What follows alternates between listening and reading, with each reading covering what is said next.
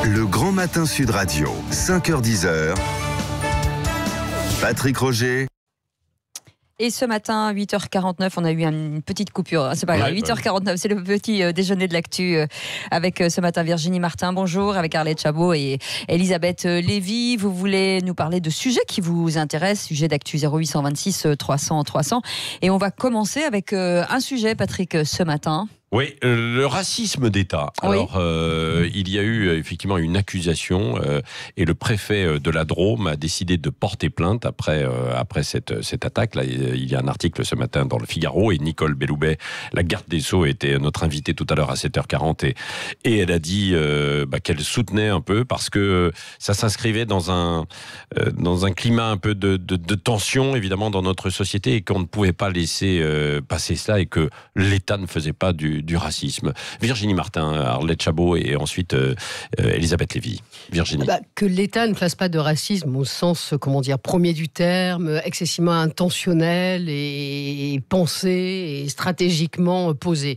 Ça me paraît évident. La ministre rappelait qu'il y avait quand même évidemment des actes individuels de racisme, ça c'est une évidence. Maintenant, le racisme d'État, c'est quoi ? C'est quelque chose d'un peu plus symbolique en fait, parce qu'elle dit oui, l'État n'est pas raciste, oui, forcément.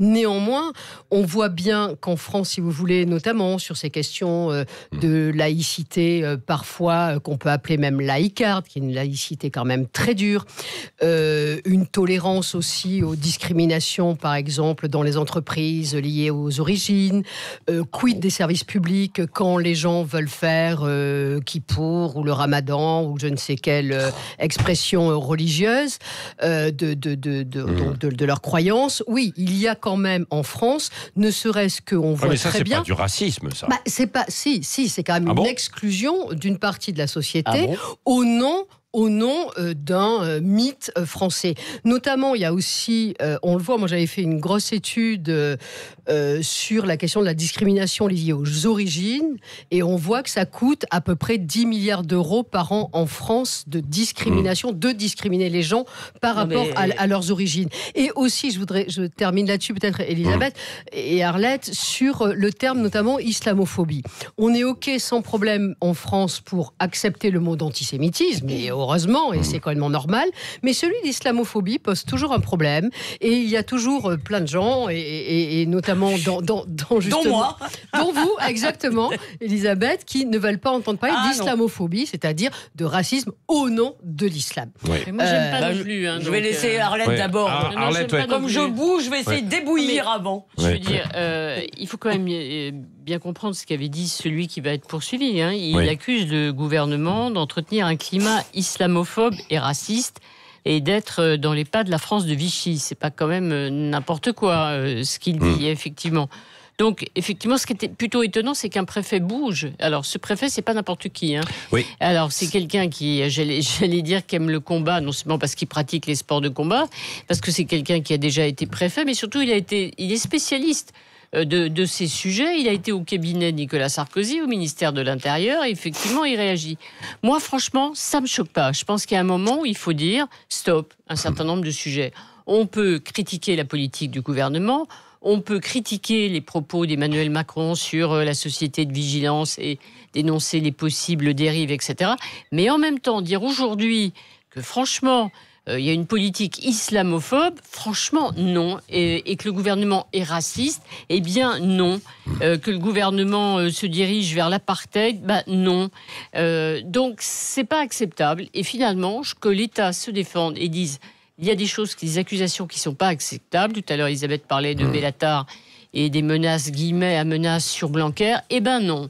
Il y a un moment où il faut dire stop. Ouais. Elisabeth Lévy. Ça va dans votre sens. Oui, je suis tout à fait d'accord. Je suis tout à fait d'accord avec Arlette, surtout que accuser le gouvernement de racisme d'État, nous dire que les musulmans d'aujourd'hui sont les juifs d'hier. Non seulement c'est complètement scandaleux et dingue d'un point de vue de l'histoire. Je vous rappelle que les juifs d'hier n'avaient pas des associations, un état de droit, etc., pour les défendre, et qu'à l'époque l'État pouvait pour le coup être vraiment jugé de raciste, que nous avons des lois qui sont parfaitement claires. Donc je trouve cette comparaison particulièrement scandaleuse, mais en plus politiquement très grave, parce qu'elle entretient si vous voulez, une partie de nos concitoyens dans l'illusion victimaire. Ils sont toujours des victimes. Donc, il n'y a jamais aucun problème sur lesquels ils pourraient intervenir. La deuxième chose, c'est islamophobie. Alors là, si vous voulez, je commence à en avoir assez de ce terme, ça effectivement. Ce qu'a dit Virginie, je ne parle pas de ses origines douteuses, puisque c'est un mot qui est en gros inventé pour empêcher la critique de l'islam. Il faut faire la différence. Virginie, je vous ai écouté. Mais elle va vos étudiants sont là, nous faisons donc un grand effort pour nous disputer encore plus amicalement que d'habitude. Et en plus, vous savez que j'ai de l'amitié pour vous. Donc, mais quand même, je trouve que ce que vous dites est scandaleux. L'islamophobie, le racisme existe, si vous voulez, le racisme contre les musulmans. Il y a des gens qui détestent les musulmans. Mais il y avait un très bon papier dans Le Monde il y a quelques jours d'un sociologue qui disait attention. Je veux dire, ne confondons pas l'insulte et la critique. On a le droit de critiquer l'islam, on a le droit de critiquer le judaïsme, on a le droit de critiquer le bouddhisme, le marxisme, le christianisme, tout ce qu'on veut. D'accord ? On a même le droit de les détester.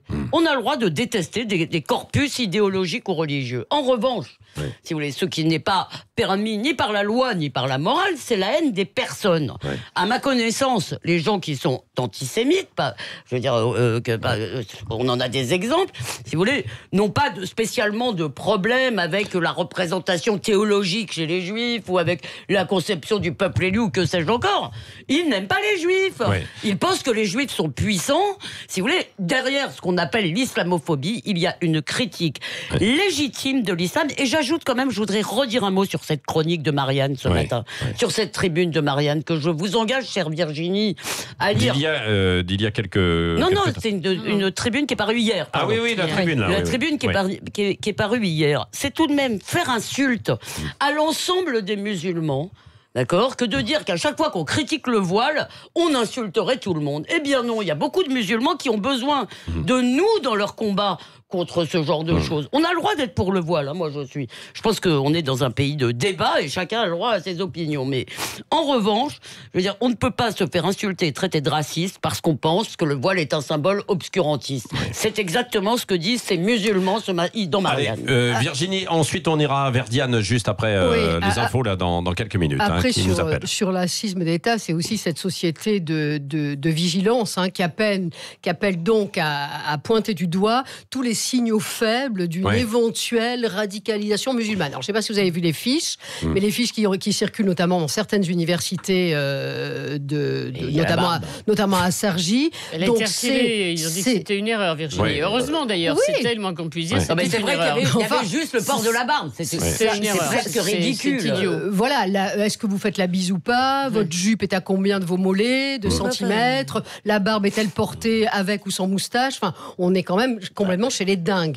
Donc il faut arrêter. Et d'autre part aussi, et Elisabeth l'a fait quand même, il y a aussi, vous dites Elisabeth, ils ont besoin de nous, les musulmans, pour s'aider dans le combat. Mais quel est ce nous et ce eux ? Moi, il n'y a pas de eux chez les musulmans et nous de notre côté. Ça ne veut rien dire pour moi. Ça ne veut rien dire pour moi ce nous et ce eux.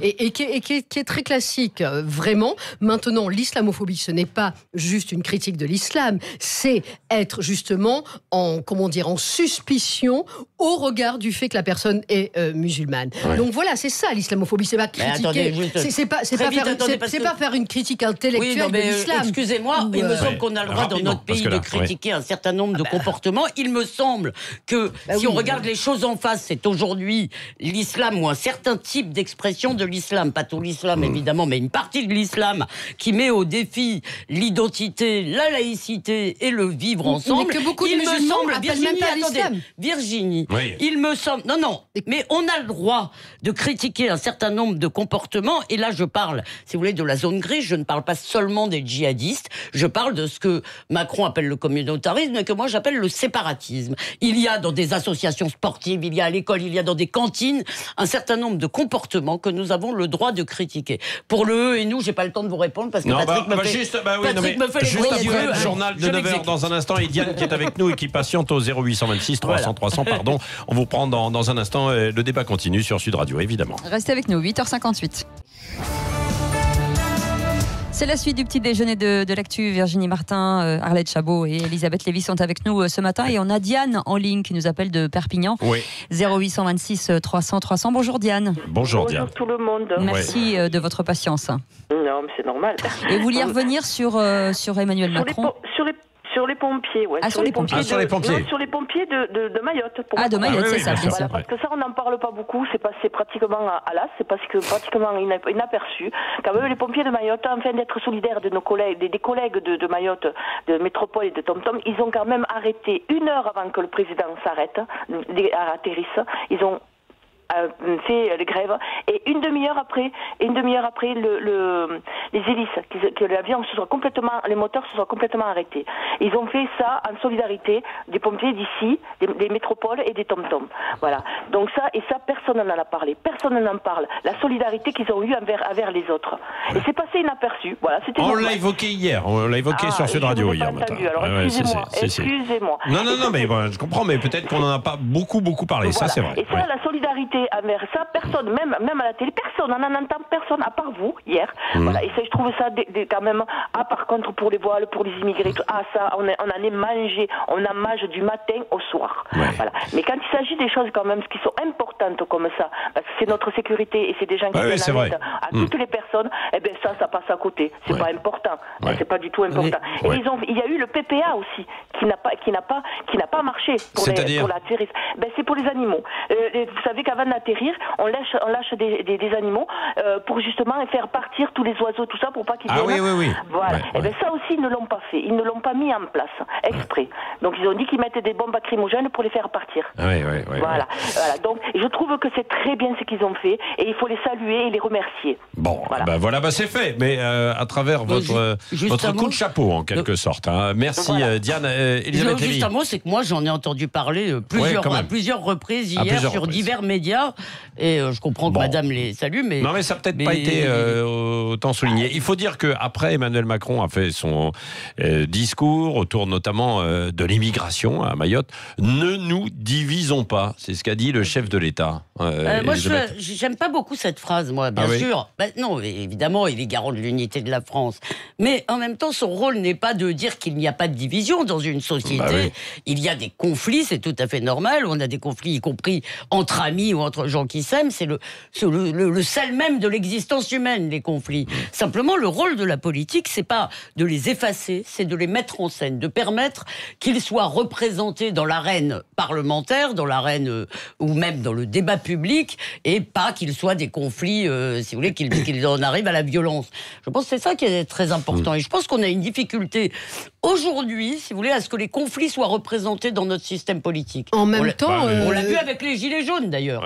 En même temps, il est toujours un peu ambigu, ce que n'est pas Elisabeth, là, ça c'est sûr, on peut le reconnaître. Mais il est toujours un peu ambigu quand on lit son discours. C'est alors, je veux pas de communautarisme, je veux pas parler de radicalisation, sur le voile je dis rien, mais je veux pas qu'on se divise, mais je veux en même temps dire qu'il y a du communautarisme. Enfin, vous voyez, le en même temps sur ces questions-là, moi je le trouve très grave, dangereux et complètement même irresponsable. Vous voyez, oui, on a besoin d'une parole d'État, là pour le coup, présidentielle, posée, clair, et qui soit pas. Alors je laisse tel ministre jouer avec le voile, je laisse tel ministre jouer avec la laïcité, et puis je laisse celui-ci ne pas jouer avec la laïcité, et puis celui-là, etc., etc. Vous voyez, il y a quand même aussi dans le gouvernement. Les ministres peuvent aussi avoir des convictions. Non, mais d'accord. Pardonnez-moi. Mais Jean-Michel Blanquer, il a peut-être des convictions.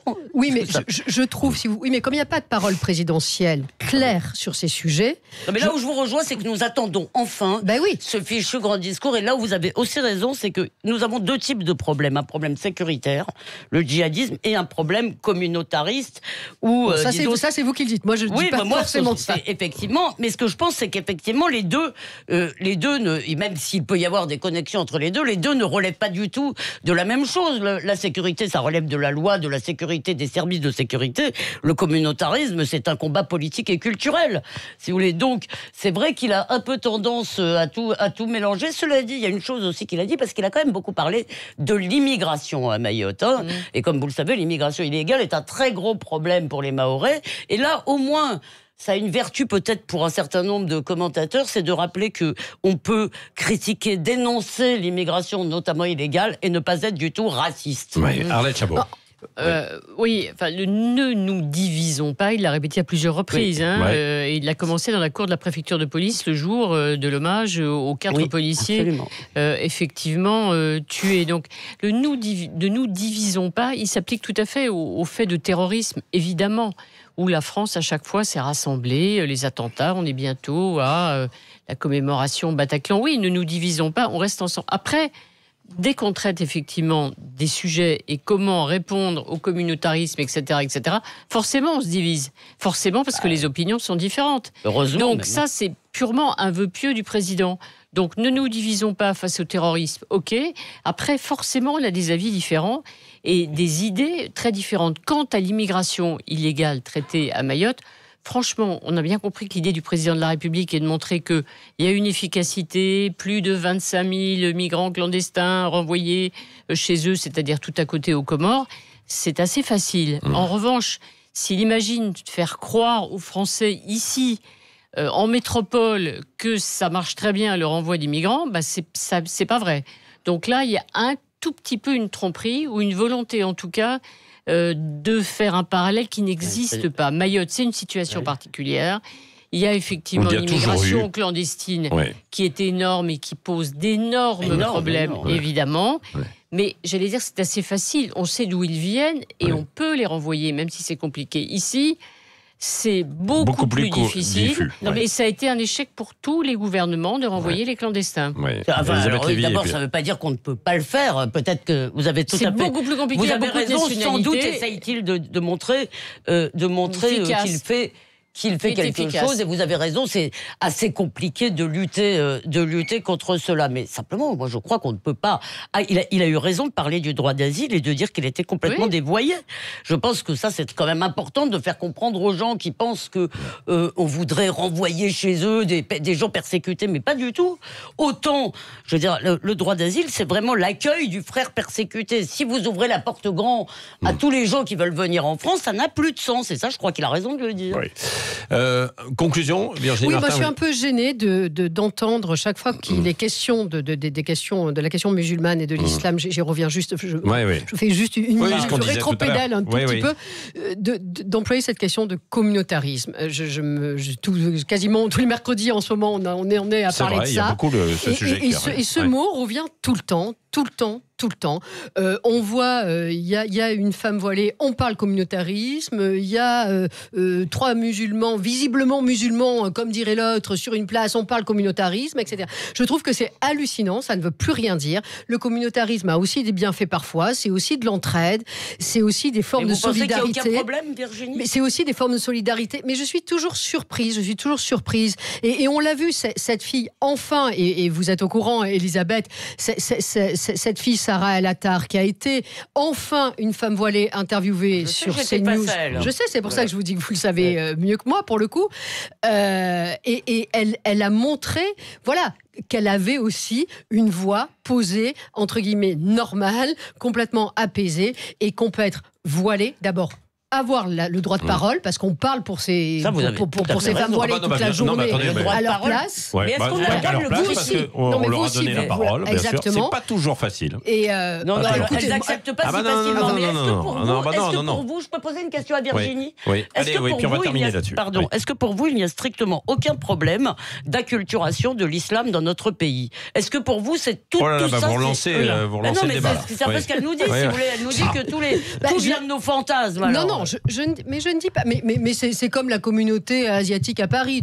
Elle existe. Il y a eu beaucoup d'attentats asiatiques à Paris. Mais vous voyez, communautarisme musulman égale attentat. Voilà, c'est QFD, exactement ce que je dis. Donc il ne faut pas ce glissement intellectuellement et fallacieux. C'est un glissement dans lequel maintenant tout le monde s'est introduit et terminé. Je vous parle si on parle de communautarisme autant sociologique, il concerne tout autant la communauté, par exemple, catholique, hyper tradie, qui a des communautarismes à elle, la communauté asiatique à Paris, elle est dans le 13e, vous le savez aussi bien que moi. Je parle de séparatisme. Ah oui, je parle de séparatisme et je vous dis que quand dans les clubs de sport, on apprend aux gamins à ne pas se mélanger avec les non-musulmans, c'est ça en général qu'on désigne. Hein, oui, mais quand dans certains clubs de sport, mais alors ne parlons pas. Non, ne parlons sur pas. Le mot, vous avez peut-être raison. Le mot. Alors là, le mot, on peut discuter sur le mot. Il n'est pas très précis. Non, mais le fait de se regrouper avec des gens n'est pas en soi. N'est pas en soi. C'est pas répréhensible. Condamnable. Mais c'est pour ça que le mot communautarisme, il est temps de lui donner. Voilà, sa valeur sociologique. Moi, je préfère séparatisme, le communautarisme. Et là c'est politique, et là, c'est différent. Et ben voilà. Bon, écoutez, ce sera un autre débat. Merci à toutes les trois, Arlette Chabot, Virginie Martin, Elisabeth Lévy. Moi, j'ai hâte de partir en vacances avec elle. Vous imaginez le dîner. Non, mais alors. Et il se termine à 3h du matin. Écoutez, c'est ça, la France, on se dispute amicalement.